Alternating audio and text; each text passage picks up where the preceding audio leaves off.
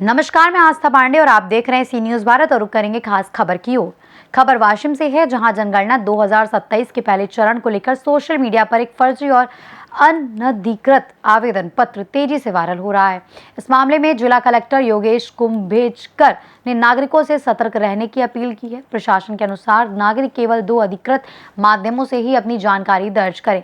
पहला, पंजीकरण के लिए अधिकृत वेबसाइट पर जाकर 33 अधिसूचित प्रश्नों की जानकारी भर सकते हैं।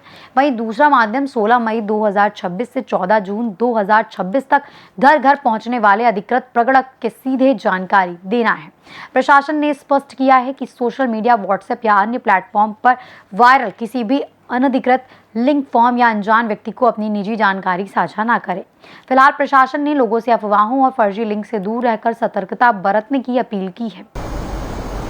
नमस्कार, मी योगेश कुंभेजकर, जिल्हाधिकारी वाशिम.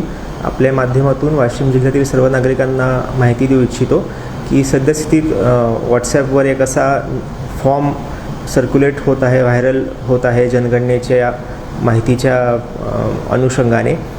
त्यामध्ये काही चुकीचे डिटेल्स नमूद केलेले आहेत. त्यात असं सांगितलं जातं आहे की जे प्रगणक आपल्या घरी येतील ते आपले शिक्षण असेल किंवा आपले बँक खाते असेल, आपल्या घरातील सर्व व्यक्तींची नावे इत्यादी माहिती मागतील. मात्र हा चुकीचा फॉर्म सर्क्युलेट होत आहे.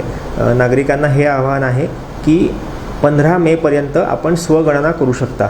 स्वगणना म्हणजे स्वतःच्या घराविषयीची माहिती घरातील कुठल्याही एका सदस्याने द्यायची. se.census.gov.in या संकेतस्थळावर जाऊन आपण ही माहिती भरू शकता. एकूण 33 प्रकारचे प्रश्न आहेत.